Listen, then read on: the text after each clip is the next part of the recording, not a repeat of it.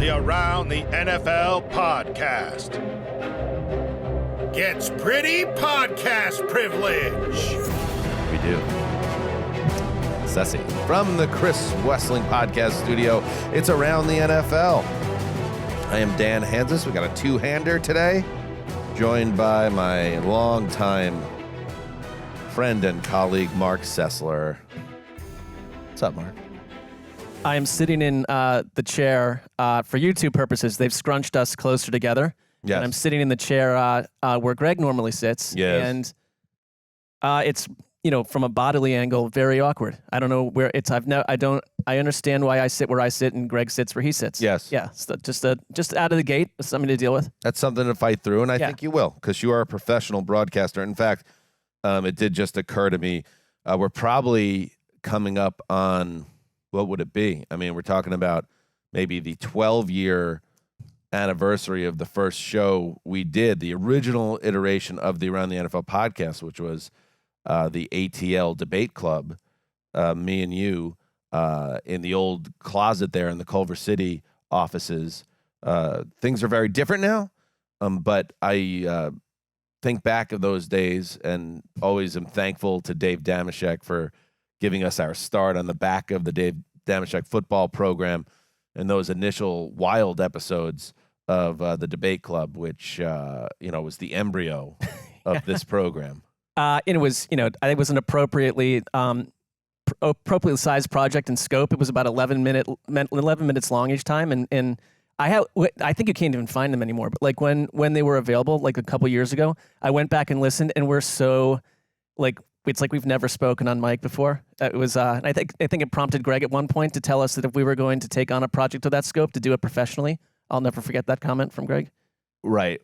Did Greg said that? Yes. Okay. When he was Greg, the master broadcaster that he is. I always found with bosses, and Greg's on vacation still in Hawaii, well-earned vacation. And he'll never listen to this, and don't anyone tell him. And this is good advice to everybody. With bosses, you can listen to some things they say, and some things you just give them a little nod and be like, I think we have that tactic down in the current times. Today's episode is a good one. By the way, developing news, speaking of Greg.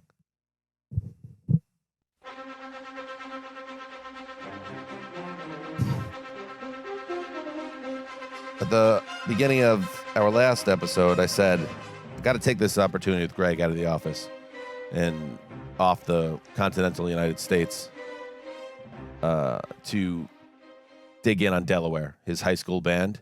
And we have major movement toward the long-standing goal of hearing his high school band. Yeah, talk about 12 years in the making. Yes. This has been a ongoing investigation. We put out a call. We had named names from the band, and we have heard back from certain individuals directly tied to Greg's high school band. And I think we are closer than ever, Marc Sessler, to hearing Greg singing. Perhaps that will be an opportunity for you to say to him, if you want to be in a band, perhaps it comes full circle. It's time to be a little more professional. That could be an opportunity. That'd be an open door. About for that. face. I find it interesting that really all it took was announcing on the show that we were this mattered to us, and this investigation that's been so important. There was probably a 5-year gap where we never asked anyone to unearth these tapes, and it showed up within 24 hours. So that's a lesson to us on the investigation front. In fairness, we've gotten to this level of investigation in the past, and then we didn't take it home, but this is different. Well, he also, I think, stuck his fingers into it and blocked it on some. When he's gone, Look how much progress we make on this front. Absolutely. So stay tuned. That's all I'm going to say. Stay tuned, because major developments on Harbaugh. Okay, let's get into it. We're going to welcome our old friend Conor Orr in to the show in a bit to hit the mailbag. But before that, let's check in with John Harbaugh, he of the proud ownership of a RV, and do a little news. It's been great, being myself, always wanted to do that. It worked out great. I'm 100 feet from Greg Roman. He has an RV as well. He's got a better RV. G-Ro's got a really, really good RV. Yes, Jim Harbaugh, the head coach of the Los Angeles Chargers, is currently living in an RV, not a home. He's a multimillionaire. I'm sure it's a very nice RV. My wife has long pushed for the Hanzus family to go on an RV vacation. I push back. I don't like driving long distances. I don't get the appeal. She could drive a little bit, maybe. Perhaps, but I think I'm excited. Like, we started Debate Club 12 years ago. We've been doing the ATN iteration since 2013.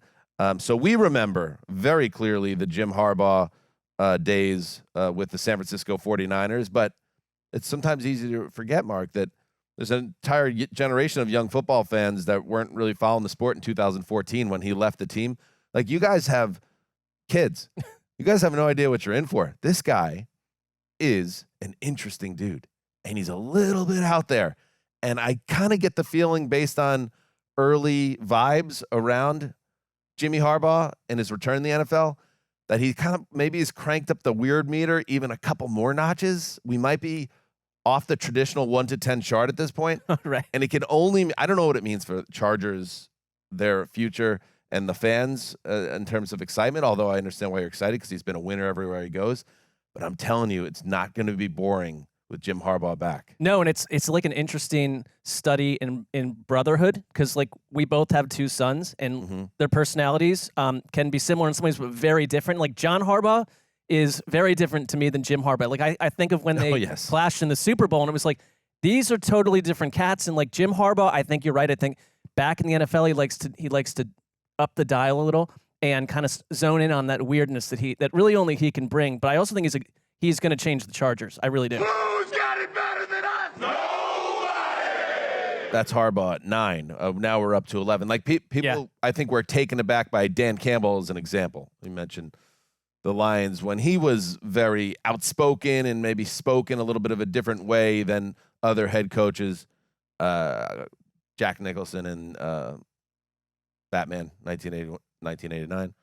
Way did they get a load of me? All right.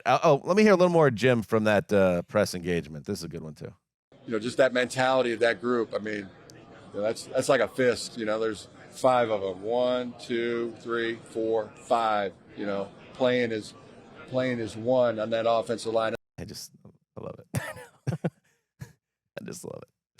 All right, let's get to it. Let's start with good news for the Rams, who add a decorated cornerback to their secondary. It is Tre'Davious White, formerly of the Bills, signs a 1-year, $8.5 million contract. The Bills dealing with some cap issues, cut ties with White, and the former first-round pick. Tremendous beginning to his career, Mark, but he's dealt with some serious injuries, and staying on the field has been an issue. But you kind of get him here at a bargain. You get him on a prove-it deal for the Rams. So I think from their side of things, have a backup plan if White is not able to stay on the field. Make sure you have depth in that room. But he makes a lot of sense as someone to take a flyer on, and maybe you hit big and he gets back to his old ways. Yeah, like why not, right? And I think, some of the signings that have come in the last 48 hours are signings that make sense to me, and I kind of like that time in free agency to pick up these veterans. I think with White, though, I mean, he's played 10 games in the last 2 years. He tore his ACL in 2021, and then last year tore his Achilles. And if we want to whistle Dixie about the fact that Kirk Cousins it doesn't matter that he tore his Achilles because he's not mobile. That's not his main threatening. Which I agree with, by the way. No, I do too. But a cornerback is going to need to show us that coming off an Achilles that he's going to be able to do. But much less just not get another injury. He's just not been durable. And let me rephrase that about Cousins. It does matter. You suffer a catastrophic lower body injury and you're in your mid-30s. We'll see. But I think he's just well suited to be able to recover from that without losing too much of his game. But you're right. As time has passed, even again, since when we started this podcast, if you tore your Achilles as a skill player or a guy that's based like running backs, for instance, it's been seen as a death sentence for a lot of players, or it was. And as a cornerback, you worry about, do they ever get back their athleticism? And that's a real question mark, and we'll see. But I also think we know there's been a lot of advances in the treatment and recovery process from that type of injury. So hopefully White is on the right side of things. In other news, the Panthers bring in Jadeveon Clowney, the edge rusher formerly of the Ravens and many, many other teams. He's become the preeminent mercenary of his generation, where he started his career as a first overall, heavily hyped prospect, went to Houston and had a nice run there, but he dealt with some injuries, never quite lived up to the LT-like potential put on him.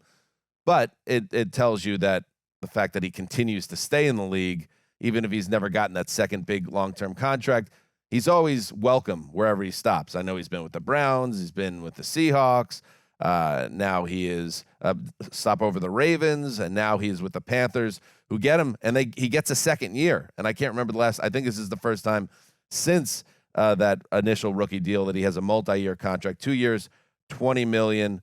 We'll see if he plays both seasons with the Panthers. But this is a team that needed some help there after Brian Burns was traded to the Giants, and Clowney coming off perhaps his best season gives them something. Yeah, they lost Frankie Louvu as well, who is showed up in every game. Yator Gross-Matos went to the Niners, so they absolutely needed an edge. Clowney is awesome against the run. I think he's just one of the tougher players around. He had microfracture surgery, and that would end people's careers, talking about injuries. And he came back from that last year, 9.5 sacks with the Ravens. That did come under Mike McDonald, who seemed to turn up everyone's production to the maximum. So you always kind of wonder if you're going to go to this team. But Evero's a good defensive coordinator, and I think they needed that piece to put along Derek Brown and DJ Wanham. So why not? I think the Panthers should be adding everyone they can. They've got a lot of needs. And maybe that second year got added because it had been widely reported that the Jets were very hot on Clowney and very motivated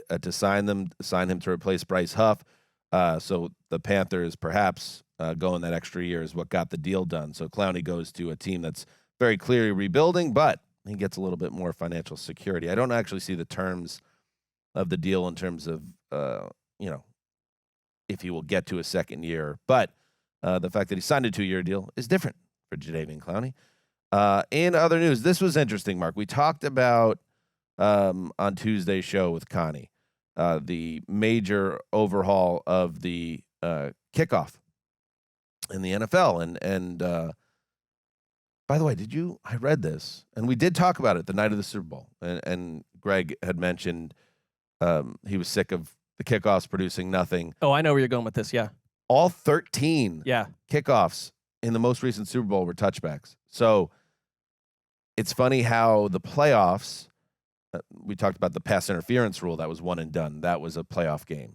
We talked about the overtime rules changing after the Bills-Chiefs Classic in the divisional playoffs where Josh Allen didn't get a chance to get on the field. Mm-hmm. That led to a change.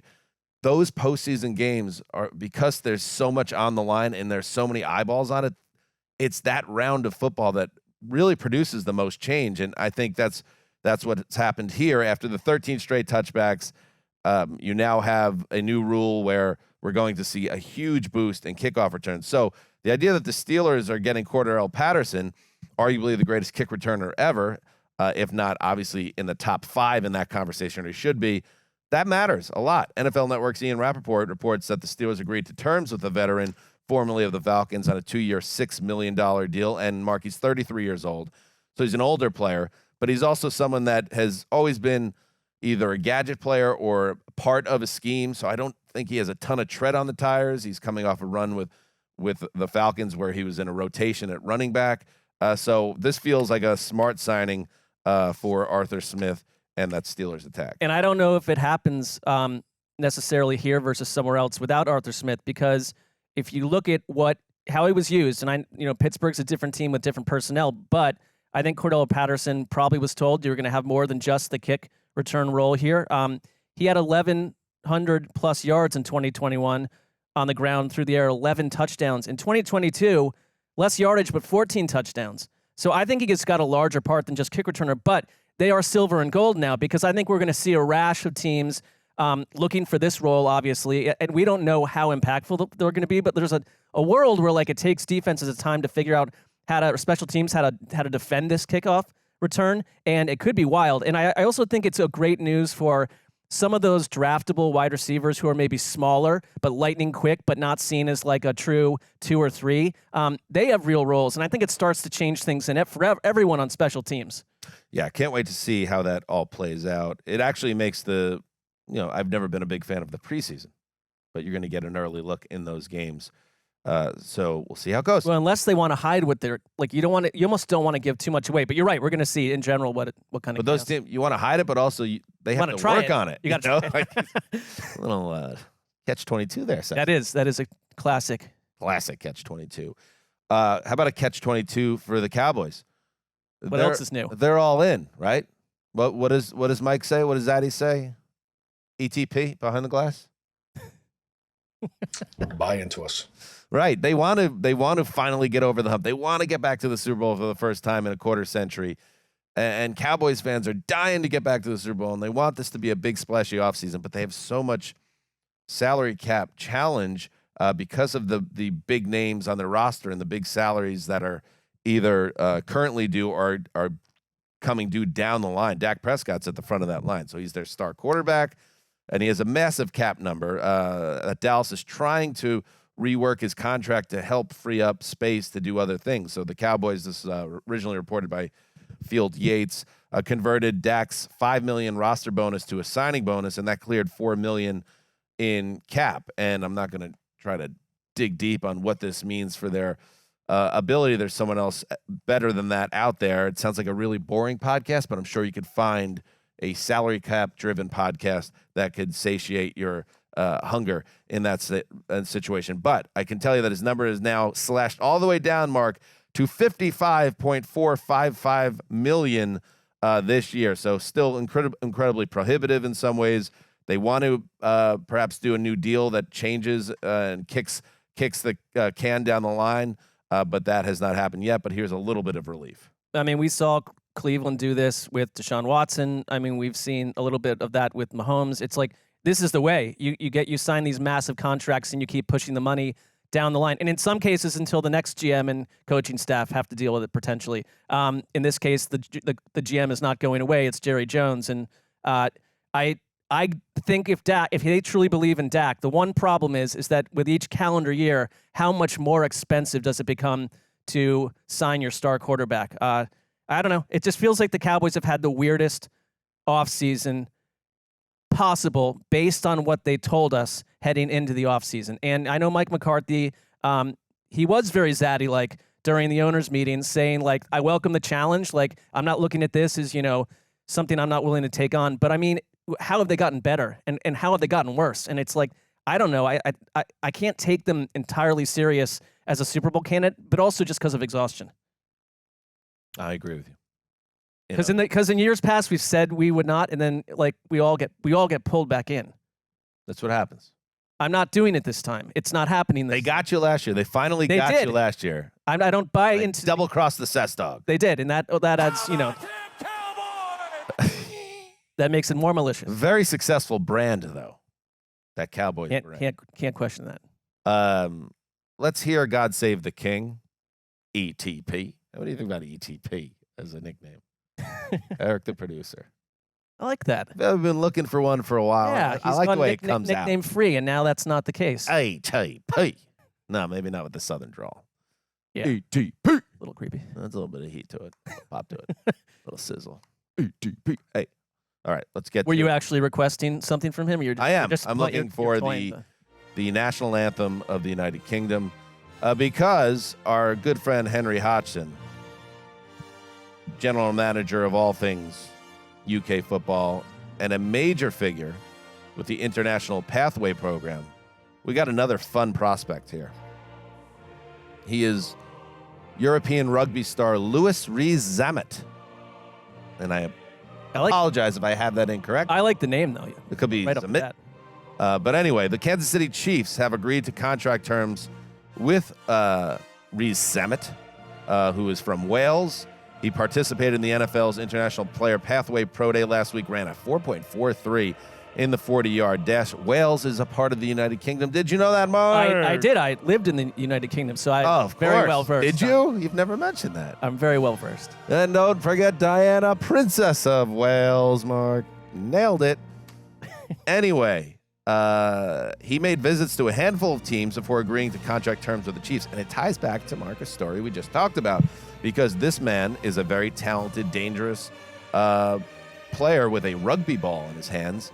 The Chiefs, according to ESPN's Adam Ticker, will look at the player as a running back or perhaps a wide receiver, and he could be a special teams player. So I think the Chiefs can rest easy now. They have found their weapon for Patrick Mahomes, and we move into another successful season. We do. I mean, kind of a perfect landing spot, just because it's completely a mystery how he'll be used, and you kind of trust they'll find a way. He's 6'3", 194, played for the Gloucester rugby squad. Mm-hmm. Gloucester, because that's how I say it, because when I did live in England, there was this nursery rhyme going around at the time. I mean, it was ancient, but it was in the early 70s. Yeah, and like my brother used to say it, but it was Dr. Foster went to Gloucester in a puddle of rain. I don't know the second line, but he visits the Queen and does a bunch of other stuff, and there's a cat involved at some point, I think. But so that he played for that, where that nursery rhyme took place. He played rugby for that group, and man, he's fast. Like, I don't know. There have been a few rugby players during our time in NFL that have tested the waters, and it kind of worked and kind of didn't. But I think they're all in a better position, and like the player pathway program is exploding. I had an ex-girlfriend in college up in Boston that was a big fan of a seafood restaurant in Gloucester, Massachusetts. She ate a lot of seafood, which is on the North Shore and Mass for people that are from there. I believe it was called the Rudder. So if you, I don't know if it's open anymore. It's 20 years ago now, but go check out the Rudder. Send us a photo if you check it out. Please do. All right. So we'll see. And shout out to Henry Hodgson, because future commissioner. It's a interesting. I think this is the next step for the NFL. You look at a sport like baseball, which is populated by so many players from throughout the globe. I'm wearing my opening day for the Yankees and the rest of MLB. This is the Dugout, which is the bar where my brother Kevin Danger works in the Bronx, right outside Yankee Stadium. So go say hi to him at the Dugout if you're a Yankee fan. But anyway, the NFL wants to continue to bring in these international players and make it a global sport, and we'll see how. It's like there are large people and fast people in places outside of America, so it kind of makes sense. Yeah, look at the NBA. I mean, geez, my goodness. We're going to take the gold home even anymore in the Olympics, Mark? Let us know. I don't know. I think that's a great question. I'm not like a finally like the dream team days. We may be in our place beyond that at this point. Media Minute. The Eagles will open the season in São Paulo, Brazil, on the Peacock Network. So all those things you saw it with a playoff game last year. It was the Bills-Dolphins. That game was also on Peacock. Chiefs-Dolphins. Chiefs-Dolphins. It was that fourth coldest NFL game ever. Yes. So this game, if you want to check out the Eagles, will be on Peacock. Amazon will also get a wild card game, so they will get that game like last year's game at Arrowhead. Hopefully better weather. By the way, there was some news that came out. This is not obviously anything. Oh, do you want to hit it? Go ahead, Eric. It's time for the late. I always forget the script. Go ahead. You got it. You got it. It's time for the latest edition of the Media Minute with Dan Hanzus. Very good. There you go. ATP. You know, when I played it, I totally was like, damn, I have no idea what I'm supposed to say. At the you know what you beginning do? After the show, this will be a good thing. Go record it with this.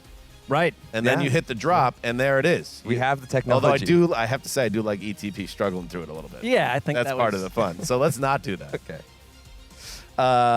Anyway, so Amazon gets the wild card game, and Peacock. This is the future, man. They're going to play games overseas more and more. The streamers are going to continue to get a piece, so that's what it is. It's certain people were freaking out over especially the Eagles opener. Like Mad Dog went nuts over it. And I kind of get it for certain, but these games are still available for people to watch. They're streamed elsewhere, and you can get to it without having just to get a subscription. By the way, I mean it's on NFL Plus as well, which does cost. So are we. We are as well. But see, that's the thing. That sounds like a very sound purchase. Mm-hmm. All right. For anyone who's listening up on the third floor from this building, I couldn't be a bigger backer of the product. Finally in the news, Hard Knocks news. My favorite football show. Colleen Wolfe and the old Zuzzer have done a Hard Knocks podcast the past 2 summers. Hopefully we'll do it again with a team to be named later. I'm hearing the Bears being floated this year. Now, since 2013, they've had a strict set of rules in place for who is Hard Knocks, quote-unquote, eligible. And they've changed it this year for the first time. So it used to be teams could avoid being selected for Hard Knocks if they qualify on one of 3 things. No head coach change. Right. They've been on the show in the last 10 years, or they've made the playoffs in each of the last 2 years. Either of the last 2 years, which always felt like a weird one. They got rid of that. So no longer is that a rule. Now it is first-year head coach in place. They're participating in the in-season show during the upcoming year or the following season, and then they knocked it down to have appeared on Hard Knocks in the past 8 years. The other change that they're making is the in-season Hard Knocks, which, by the way, that opens up from 3 to 16 teams now eligible with that change about the playoff teams no longer being impacted. The in-season Hard Knocks is reportedly going to a division format, which is worth a try. Well, I kind of like that only because I thought when they had the Colts on in-season, and I think in-season's tough to deal with when you're like I've found that all day long. As a huge Hard Knocks fan, I've always found that challenging just because you're in the season and there's so much other football to take in. What makes the off-season training camp one so special is that it's when you're most starved and excited for football season. It's just perfectly timed, I always thought. I think the Division I works, though, because just a lot more happening. And I don't know. That for me, that might solve that show's issue in season. But it also covers you if the team falls out of contention or there's not a lot of juice. So I think I think you're onto something with the Bears. I don't know if they seem like they would. I think it's certain teams just if they embrace the concept, like it's good for Matt Eberflus for people to know more about Matt Eberflus. You would have a rookie quarterback that's a lot of heat on them, but they did with the Browns and Baker and others as well. But now it's like could the Texans or someone like that be in there? It's like a lot of intriguing concepts. All right, we'll see what happens, and we'll be all over that when the announcement comes out. That's what's happening in the news. Let's take a break and then welcome in an old friend.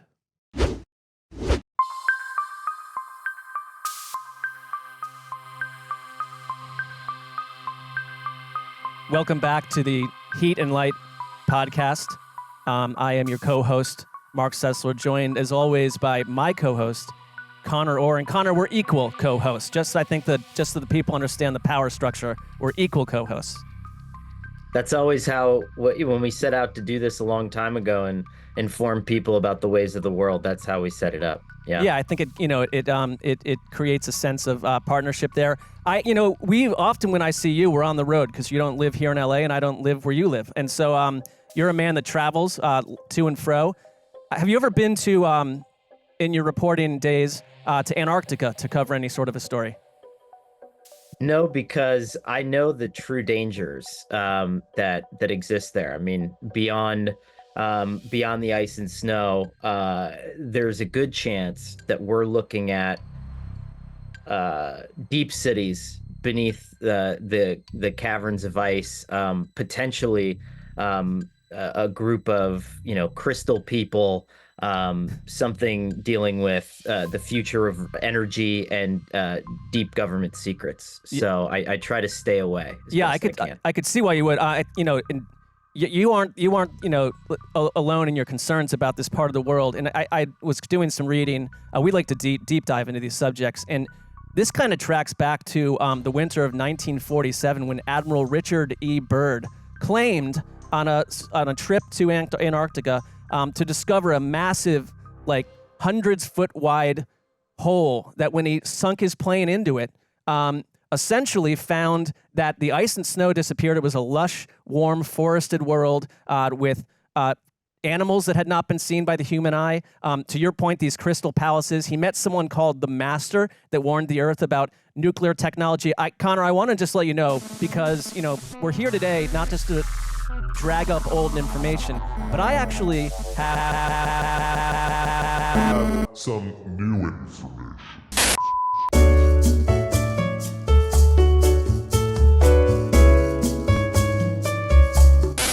All right, we are back. And yes, as promised, we're going to bring in one of our very favorite men, a long-time buddy, also former colleague, and a great damn journalist, Conor Orr. Welcome back to Around the NFL. Always great. Thanks for having me, fellas. It's great to fully realize the part 3 of my plan, which is to take Greg's spot and and exact a full 180 revenge from back when he was my boss at NFL Media. A lot of Greg Boss talk today. I think that sewed it up well right there. And almost like a lot of either revenge or plotting against him. It's almost like he's made enemies along the way. But he's on a well-earned vacation. Maybe a permanent one. Perhaps Yeah, permanent, we'll based see. on this appearance. Conor, how are you, buddy? What's new in the life of Mr. Orr? What's happening? Everything is good. Just dealing with a lot of flooding and power outages here in Western New Jersey, but we're living the life. It's rustic out here. We've had a lot of storms as well, and poor weather, and more coming in here in Southern California, which is very unusual. I wonder what that's all about. Maybe something for you guys to discuss on whenever you come back with your famous offshoot podcast, The Heat and Light podcast. Yeah, whenever that. Yeah, sure. That might be a good topic. Whenever Dan's you guys struggling return. for the name of the show. Yeah, call it what it was, please. Thank you.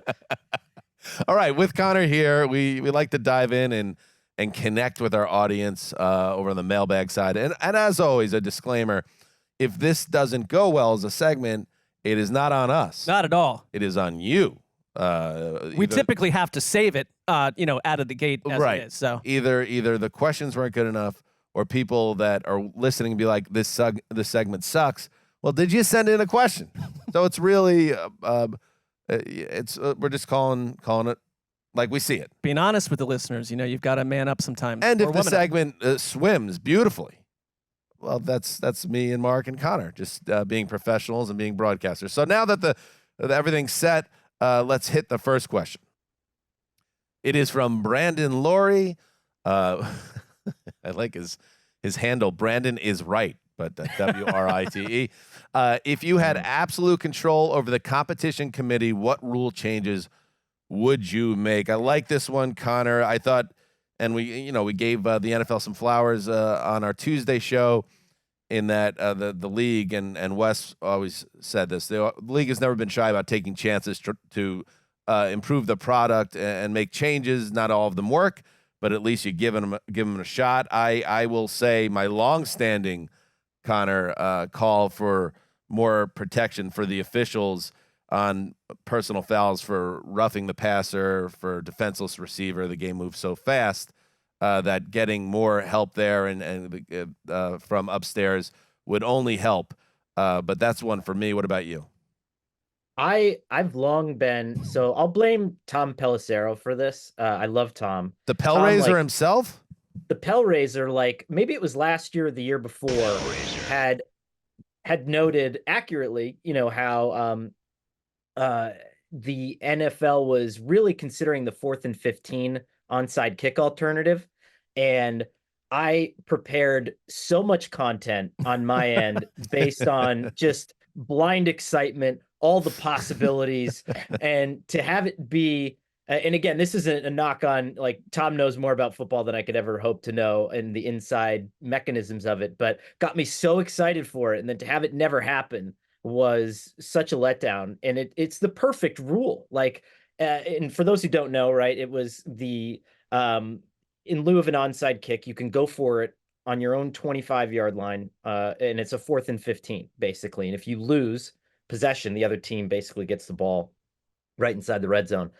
NFL owners who don't have Josh Allen and Patrick Mahomes are terrified of this, and they won't vote for it because most of their quarterbacks suck. And I understand that.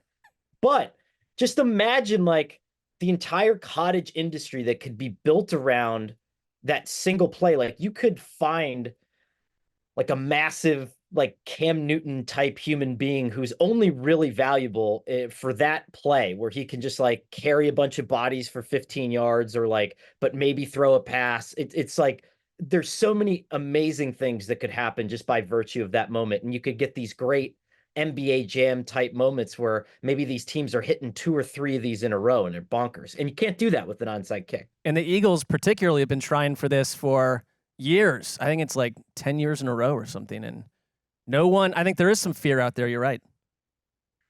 And I just want to add one other thing. And I don't know, Mark, did you have one? I have 2 quick ones. Yes. One, because I know I don't claim to come up with everything on my own. We mentioned Dave Damashek earlier. I always thought this was the most ingenious concept to prevent tanking, to prevent teams taking a dirt nap and folding tent for the last month plus of a season, is that you take the 2 worst teams that are vying for the number 1 pick, and you have them square off. And in this case, the timing of this would be unusual, but I thought maybe just a little Wednesday in between the wild card and divisional round. Not everyone needs to track it. Well, we have Wednesday football now, so that checks out. That fits like a glove. They would play each other, and the winner gets the number 1 pick. So it's like you have to fight right down to the end. We could do it. You know when you could do it, actually? You could slot it in the old Pro Bowl spot. That's Sunday before the Super Bowl. I thought about that, except that you're asking like a team to, they're kind of like doing the college thing where you're off for like 20-something days or something. Well, don't finish amongst the worst 2 teams in the league. Stay out of the toilet bowl. Here is my other one. Yeah. And this would take, you're talking about fear, this would take the opposite. No commercial breaks. We get through these games in about an hour and 45 minutes. And it's Mark, just this is not Russia. Okay, well, I'm just saying that I'm trying to think at what I want. That would be what I want. All the dads that like DVR games and they wait like an hour and a half in to like fast forward so they don't have to deal with commercials. It's like they don't have to do it anymore. And you just want the games to end as quickly as possible. I get it. But and all the people that are like, oh, and let's get rid of the chain gangs. Get off it. Can we, in this world, this digital world, where we're increasingly controlled by bots and robots and micro technology, can we just get a couple of bros with 2 sticks and a chain figuring something out still? Like, can we keep that? Can we make the world simple in one way? That's all I'm going to say, Connor. That's all. That's all.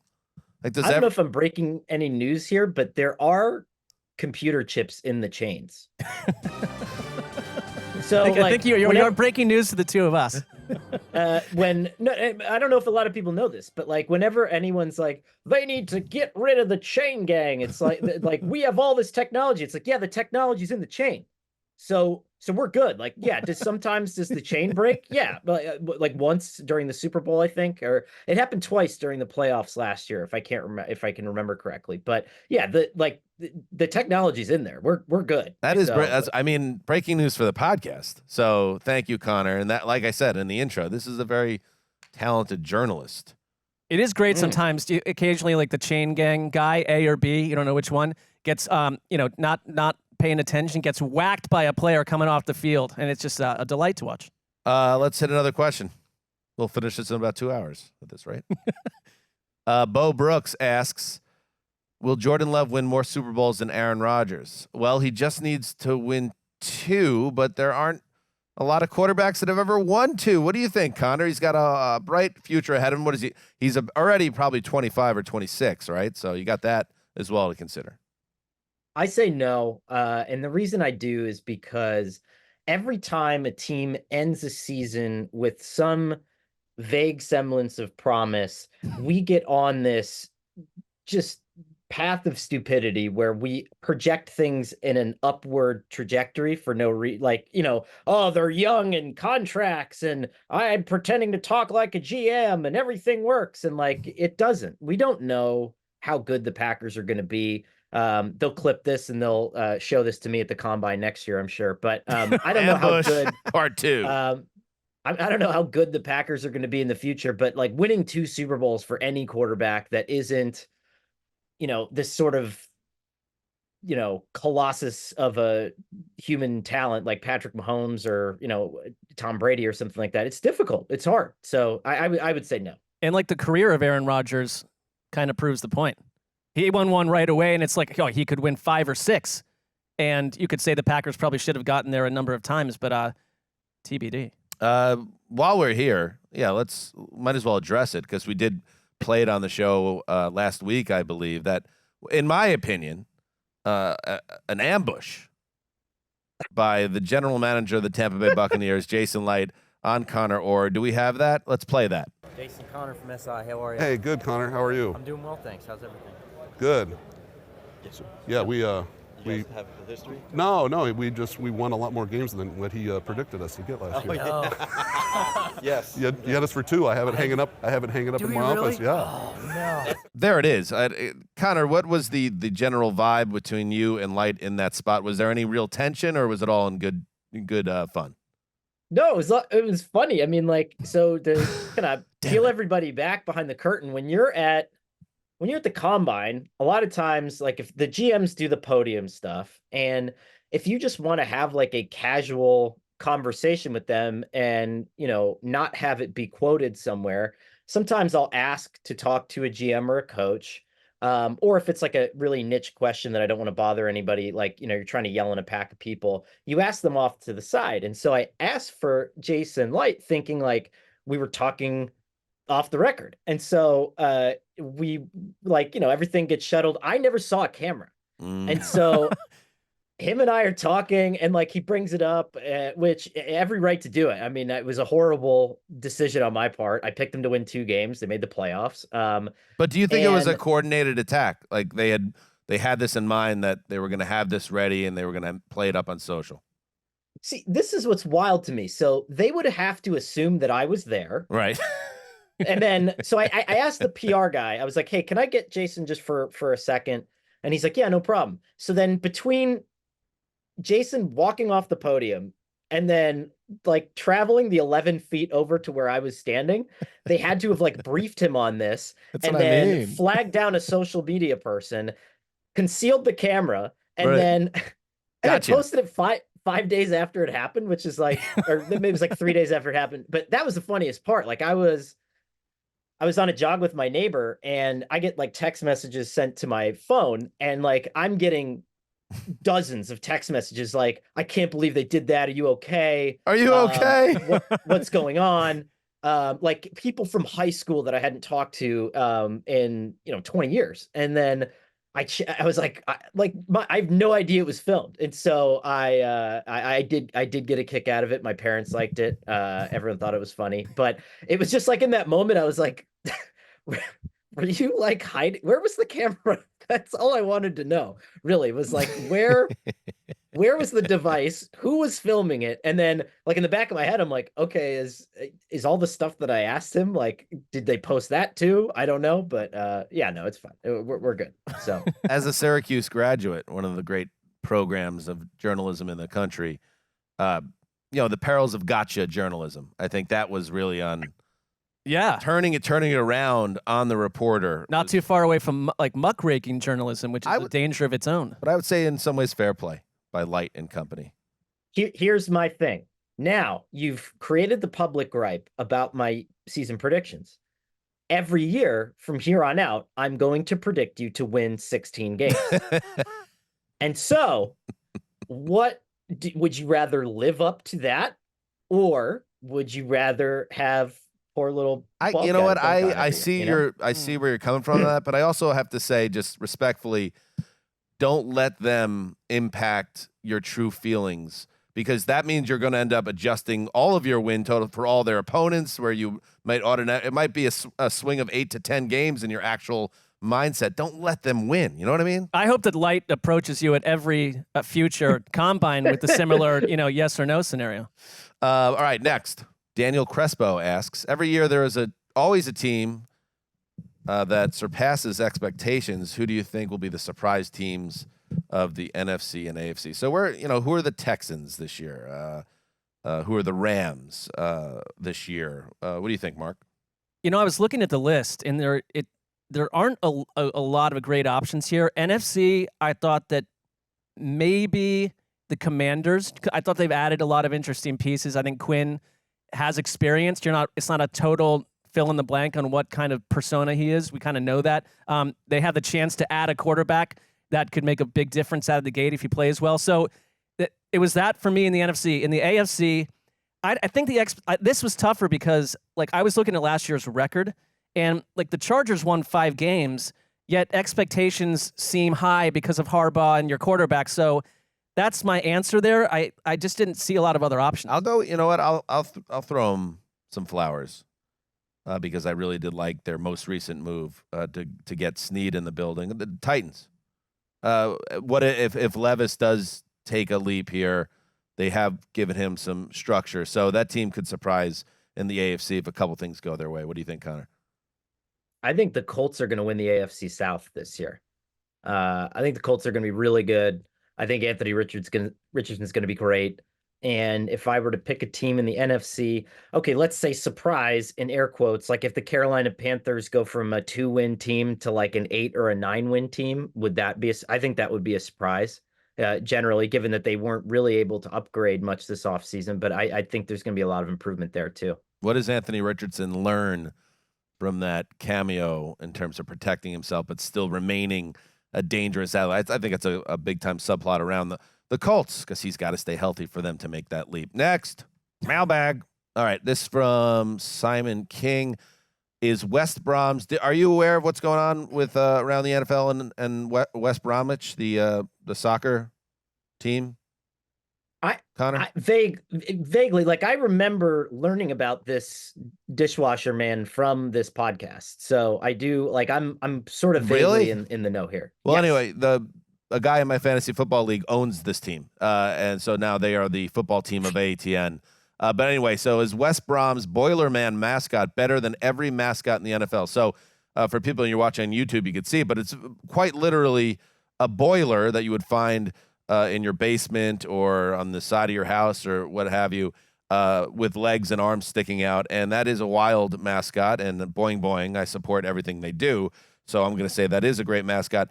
In terms of best mascots in the NFL, I have 3. I really like he doesn't get a lot of pop, but I like Steely McBeam of the Steelers. Does any mascot get a lot of pop? I feel like they kind of I'll give live you in one. an invisible society. Jackson DeVille of the Jags. Oh, you're right. That one. Yeah. He is probably the biggest star of the moment in that world. But I also like, and I met him at the international series, and very nice man or / creature, Captain Fear of the Buccaneers. Also, I quite enjoy him. Anybody have a mascot take? Sir Purr. And I'll say why they. I don't know why I stumbled Sir Purr upon of this, the Panthers. Panthers. Yes. There's like a Panthers in-house video from like 9 years ago that I recently stumbled on where he's just in the office doing regular cat stuff. Nice. And it's so funny, and I watch it probably once a week. So Sir Purr is awesome. Quick sub question: Is your friend who owns West Brom like a Packers fan who says he owns the Packers, or is this a real, like you're in a fantasy football league with like a billionaire? The second one.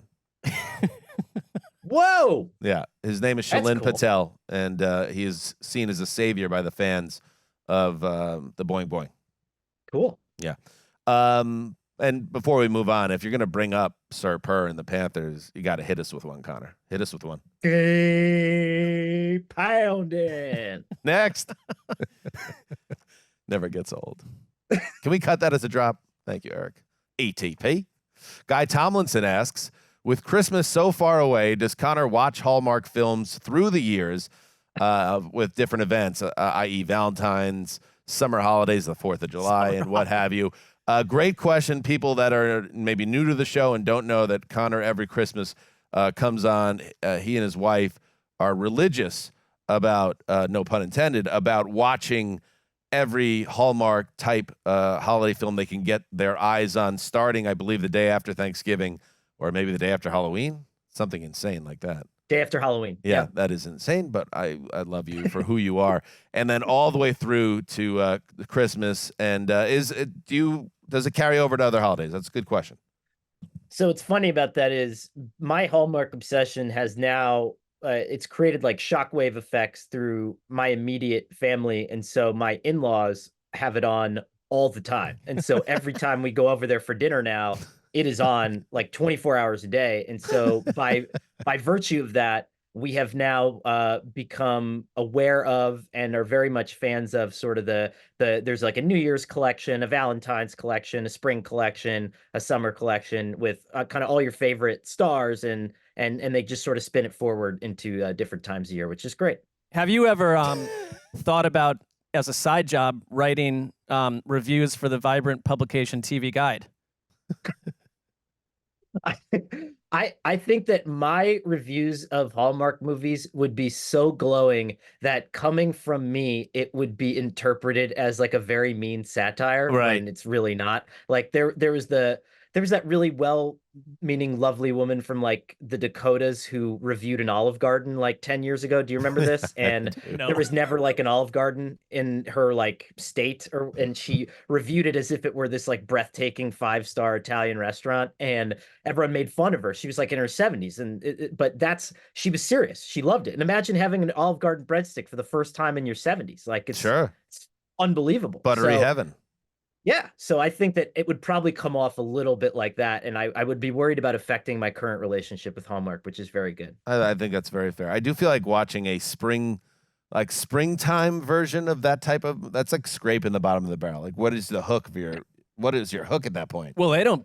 There's a lot of people involved in the productions, actors, actresses, directors, camera people. They don't. Right. Like, what's the inciting moment? Like the trees are blooming. All right.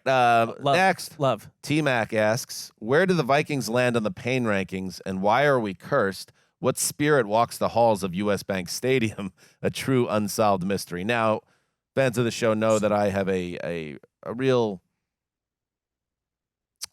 I feel like a kinship with the Vikings and their fans. I'm again going to nominate them as team of around the NFL, which feels like a curse in its own way. Good luck with that this season, especially if Sam's at QB.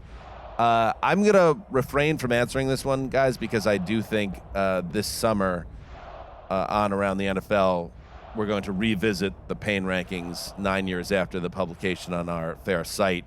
But the Vikings are still there. I'll put it there. I'll leave it there. Let's move on. But the pain rankings, we're going to hit that this summer on this podcast. There's a tease. Next, Colin asks, at Mets, speaking of cursed, at Mets, please save me. Col, here on opening day, the New York Mets aren't going to save you, bud. I say that with love. But we don't know when he created this handle, but it's never been successful unless 1986 Worlds or something. Col.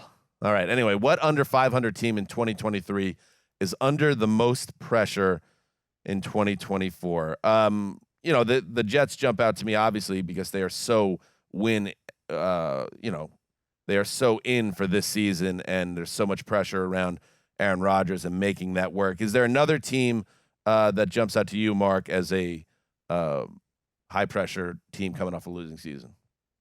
This was another one where I thought a lot of teams that were in turmoil had coaching changes or are about to draft quarterbacks where there's a fair amount of freshness or hope there.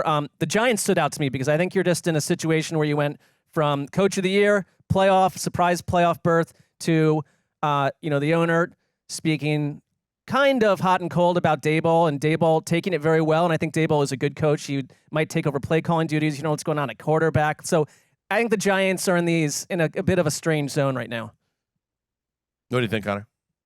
I would go, I don't know, this is good. I would go the Bears because if you think about what Ryan Poles has had going on, he's been able to like artfully keep extending the prestige moment where he has to show everyone what he's been working on, and at some point, certainly if they don't win this year, you replace the head coach. It was under my, November, I thought they were replacing the head coach. I mean, there was a lot of people who did.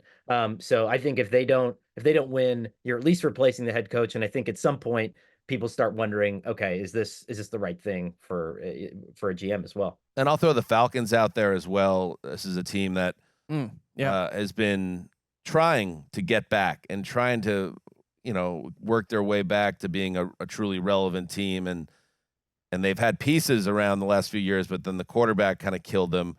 Now they have the quarterback, but they have to develop a defense around the QB, and we're going to see if they can, because Arthur Blank obviously is counting on this team returning to the playoffs, I think, with Cousins, given the amount of money they gave the quarterback. All right, next.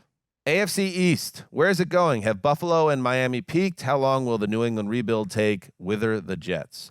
All right, that's a good one, Connor. Like with the New England rebuild, we know the Jets are very high-low. We don't know where they're going to fall, so they're a tough one to figure out. Obviously, the Patriots are a team very clearly in a rebuild. I am very interested to see. I guess I still think Buffalo is a playoff team. Are they a top echelon team? And the Dolphins to me are one of the biggest mysteries in the league. If I had to handicap the division today, I would probably say that Buffalo wins the division. The Jets come in second, because I do think, even though it's a high-low, I really do think Robert Saleh is a good coach. I think that he's able to, to get 7 wins or whatever they did out of that team last year was pretty phenomenal. And then I would see it being Miami third and New England a pretty distant fourth. I just think that what Miami conceptually is trying to do, it works, but it does not work for the entirety of a season. And I just think they're a little bit fundamentally flawed. Like I think that they need to develop more of a power element, and I think the drop off at DC this offseason is pretty stark. And you would, it's a very, what I respect it, because you're hanging onions with your annual preseason, guess of everyone's schedule. You go through every schedule and pick every game. You got dinged a little bit on the Patriots as well this season, so you're not going to be in on New England in 24. It sounds like. Yeah, Chris Broussard called me foolish on Fox, which was something that everyone really liked. And I'll just say this, and I hey, you put yourself out there for a living, man. People need to respect you for that. And it's one of those things where, like, all my friends were texting me after the Jason Light thing, and they're like, "Oh my God, I can't believe how well you're handling it." My wife's like, "I really can't believe how well you're handling it." And like inside my mind, I am plotting, like I'm reading every reply, and I am plotting the absolute demise. Like someone put the Curb Your Enthusiasm music on, and I was like, I'm gonna find where that person is. Like, I'm gonna find their house, I'm gonna disconnect the power lines, I'm gonna just, I'm gonna start moving chairs around at night while they're sleeping. Like the violence of the old "Or You Kidding Me" Connor is still very much alive in there. So. I love that guy. I love that guy. So that the all 272 predictions is a tough thing. How long does that take? I mean, are you just kind of rip it going off the top of your head, or you're going? No, it takes a really long time, and then every year I get done, and I have like 274 wins and 270 losses, and then you have to go through every gosh darn game again and try to figure out where it's an absolute nightmare. Yeah, it's the worst. Oh my God. I struggled enough when I did the power rankings, and I was coming up with the list of 32, and I kept on being either 33 or 31. It's like, who am I missing? Who did I put in here twice? It would like stop me down for half an hour. I don't even know how you would. One year I did all the records on like loose leaf paper, and I turned them in, and they were accurate, and then I threw them away. And then like a week later, my boss was like, "Hey, the social team wants to post the individual records, and so you have to go." And I was like, I don't even know. Like that would be like backtracking the equation for like the black hole. And so I literally had to start completely over again. And it was, oh my God. Yeah, I was a bad. And he's got floods happening. The basement's flooding. There's weather. There's a warrior. All right, a couple more questions to take a break, and then we'll finish up with Connor.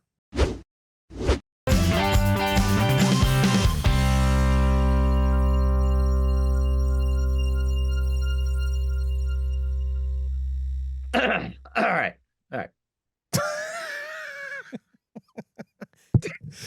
All right, welcome back, Connor. Thank you for taking a crack at that one. We've been it's like that when I got floored by that. When the task is thrown at you, you realize it's a bit thorny.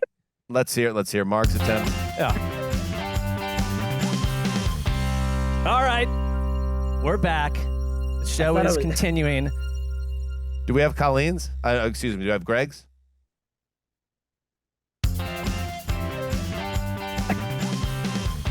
Oh, right, everybody. What is so hard about it? I don't know. Like, I take it as a good sign that it's not an easy thing to imitate. That's how I look at it personally. No, you've perfected it. We're chasing your abilities on that one. All right, we're back. A couple more questions, and then we'll say goodbye for the week. Winfellas asks, are the Texans more likely to regress or progress in 24? I think, Connor, that kind of hits on something you said earlier. The widely held assumption seems to be that the Texans are going to make that leap and be a powerhouse this year. But a lot of things have to go right for that to happen, and the development has to continue. Obviously, the draft is still ahead of us. I would say it's more likely that they do build on last year, but the grand assumption, and in general, the idea of having a ton of expectations heaped on you, that could be that's a different vibe than they were last year as well. So there's a lot. Don't assume. That's all. It's a different situation, and I remember, like, I would compare CJ Stroud's theatrics towards the middle and the end of that season. Like when the Rookie of the Year candidacy really started to build through the end of that season, it was a lot like early Herbert. And then I think we spent the last 3 years wondering when Herbert was going to elevate to this like more consistently theatrically incredible player, or when the offense was going to get built around him to be able to facilitate that. And I do think that, you know, we forget how amazing CJ Stroud was situationally last year. And those performances are sometimes like a once in every few years kind of thing, you know, and you don't always get him in back-to-back weeks. And we don't know if he's Steph Curry yet. He might be. But you know, I think the rest of that division is getting much better and will be a lot more challenging. They'll have a different schedule. That starts right there. But I like the fact that Bobby Slowick wasn't hired away somewhere else, that there's consistency. I get worried about quarterbacks, good or bad, like when there's a lot of coordinator shifts. But they lost Tank Dell for a big chunk of time last year. They lost Stroud for a spell and lost a game in the middle of all that. And I trust this coaching staff a lot. So they don't feel like a regression candidate to me, the way that like a year ago, the Giants certainly seemed like they were, the Vikings winning a billion, like, you know, one-score games. Like they were legit thumping people, and both sides of the ball is a lot to like. All right, next. Oh, from our buddy Dave Ely from the newsroom. Hi, guys. First time, long time. Okay. With football not on, what are y'all watching right now? He's from North Carolina. Excuse him. I know Greg was big into Love is Blind. Any pop culture recs? I will throw out a couple. I want to give some serious flowers in the podcast game to Rob Harvilla of The Ringer. He just recently completed his 60 songs that help explain the 90s series that actually ballooned into 120 songs that explain the 90s. And it was, I thought, it advanced the medium. I will say it like that. He was a great storyteller, kind of an essayist, like where he wrote on not just the music and the song, but the era, but also his personal experiences and being a lot of the reasons why, like, I do a music podcast with my buddy Bob, the Throwback Podcast, where the music becomes the soundtrack for your adolescence, and it has this powerful nostalgia that kind of keeps you connected to it as you grow older. And he really, I think, Harvilla nailed that sentiment while also giving you a varied look. It started as, I think, more slanted towards alternative rock, which was my wheelhouse when I was a teenager. Harvilla's a couple of years older. But it became, as the show developed and progressed, like our own podcast, it turned into something else. And it was a deep dive into all different genres and a great look at music and life in general. So 60 songs that. By the way, what does wheelhouse mean? What do you mean? What does wheelhouse mean? What is the definition? I understand it means like it was a place that you thrived in at a certain time, but why is it called wheelhouse versus like hot zone, or I don't know. We can answer that another time, but like Red basket. Yeah, I don't know, Mark. I don't. How about you, Mark? It feels mechanical. I think Connor might like this. I don't know how I stumbled upon this because I started watching it, like it's on like HBO Max, but it's called Seeking Sister Wife, and it's these like couples that are trying to like find like a second or third or fourth mate, and it's they're not traditional, like that's typically like a Mormon thing. Yeah, I've done those, but it's people just in society trying to do it, and it's like total chaos erupts. It's a roller coaster ride. I don't know. Where can you find this? It's on HBO Max. I was like, surfing through 4,000 things, and I was like, I'll give this one a shot, and kind of pulled me in. Old Cessdog deep on HBO Max on a 3 a.m. I could sense it. I could feel it. Calm down, Connie. How about you, Connor? Can I do a book, or is Eli Yeah, just gonna anything. be like, all right, yeah. He needs to bring back his Instagram cooking show, by the way. It was really it was fantastic. He'll be thrilled to know that you just cited that. So nice job by you. I know. Yeah. So I'm halfway through Lonesome Dove, which is a book by Larry McMurtry, and it's known as Stephen King's favorite book ever. And it's from 1985. It's like a classic Western, but it won the Pulitzer that year. And it is the first book I think that I can ever remember that made me laugh out loud. Like there's a lot of things. It's like a Western, there's drama, there's romance, there's a mystery, there's a plot, and there's a lot of things about life, but it's also very, very funny. So I would say, like, Ely should read a damn book for once. So there you go, Dave. That was also a TV show. Shame on you. For years, it had look at this. Who's in this? It was a series: Robert Duvall, Tommy Lee Jones, Danny Glover, Diane Lane, and it goes on and on. Powerhouse. Diane Lane. Special person. All right, one more. Eric Blazel asks, what are your all-time favorite sound drops from the show? Top 3 for me are Hanging Onions. I hope maybe you try these onions. You'll like them. They're real sweet onions. Hot Butts Agony. Always a favorite. That guy suffered. And of course, the great Chris Wessling standard. It's about me. It's about me. Those are all great. I love all those. I thought this would be a good occasion. I had originally had asked Eric to send me a couple of my favorite Sesslerisms, and that very quickly turned into we have to do a top 10 Marc Sessler drops on the podcast. So maybe I just take that show off, and there'll be plenty of me as is. Without further ado, the top 10 Marc Sessler drops on Around the NFL. Number 10. What a manufactured joke. Number 9. I'm having a weird day. Number 8. I'm annoyed now. Oh, I love that one. I think that should be higher. I'll have to think about that. Number 7. I feel power. What prompted that? Number 6. I am begging you to shut up. Yeah, that one. That's a classic. Number 5. I always return. Yes, he does. That one brings me peace. When I sometimes lose Mark and he's off the grid, when I think to myself, what does he always say? I always return. Probably was in response to a voiced concern of yours. What are we at? Number 4? Number 4. Heavens to Betsy. My grandmother used to say that. That's where I picked that up. He says that after every time we use it. He explains why he said it. My grandma used to say that.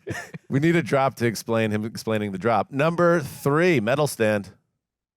Check you later, Brock. Number 2. Good for you! Oh, boy. Let's get a little timpani drum here for the number 1 Marc Sessler drop. That is Eric, the producer, when I said I need the good for you scream, he didn't know it was you. He didn't realize that's Mark's voice. It was a different version of me. I listened to it, and I was like, because he's asking for Mark drop. And I'm like, this can't be it. So I had to make sure. And I'm like, that doesn't even sound like him. And then his explanation, different period of Mark. Different Mark period. Give me a little timpani drum for the number 1 Marc Sessler drop on the Around the NFL podcast. And so many choices, and thank you to everyone. Hit it. Football is completely different than basketball. I knew that. I mean, that was going to be in the top 10. But thank you to everyone. Thank you to me. I produced those 10 sound bites. You sure did. So, let's start right there. Connor, you've said it all. Is there anything else you want to add? Any plugs, anything you want to get out there? Anything about yourself, your family, advice to that tens of thousands of listeners? Use this bully pulpit as you will.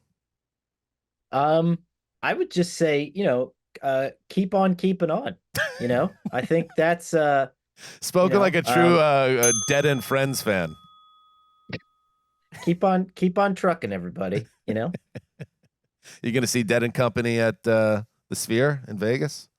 Maybe the Philly show felt like the culmination of, I had avoided seeing them for years. I had never seen them before, and they're my favorite band of all time. And then I saw them because it was like the final tour, and I brought my best friend with me, and we both are obsessed with it. And I was like, okay, now it's over. And that chapter of my life is done, and it can't be any better than it was. And so part of me is like, do I spend $900 to catapult myself back into Las Vegas after I just escaped and do it again? I don't know. That's mature. Maturity. Yeah. I think I have to let it go. Good. And finally, on opening day in Major League Baseball, Baltimore Orioles over under 94.5 wins. Oh, over, but I'll keep this very short. I finished the book about the Astros. Winning fixes everything. And I was like, my God, what a bunch of horrible people. And then at the end, they're like, yeah, they're all running the Orioles now. And I was like, oh, that sucks. So like, I'm a little conflicted, a little bit, this is, I would have rathered us do it in a plucky way, but Maryland needs this right now. So I'm rooting for a big season from the O's. All right, Connor, thank you, buddy. Thank you. Bye, guys. There he goes. The legend himself. Mark, I will be now heading off on vacation, and you're really the anchor in a lot of ways here because I will leave, Greg will return, but you will be the calm in the storm. Yeah, and I vow that we will not be constructing any pranks with you at the center of it while you're on a vacation. I don't think that. I think like Greg deserved that. Check you later, Brock. Just like Jason Light, fair play if there's any type of schemes that Greg wants to hatch. But it's not. I think the whole thing with the Delaware investigation, it's completely something that is a service to the audience. Ultimately. Oh, I think so, 100%. And like that across our studio, the football that you received from Clemson for your public service to apparently a group of people. The orphaned youth of. That's what it's morphed into. But I would put this Georgia. This investigation right over on that mantle too. All right, hit the music. Thank you to everybody for listening, as always, and we will be back with 2 shows next week. You'll hear from us Tuesday. ATN will be back on Tuesday, and then back to 3 times a week in the march to the draft. Till then, heed the call.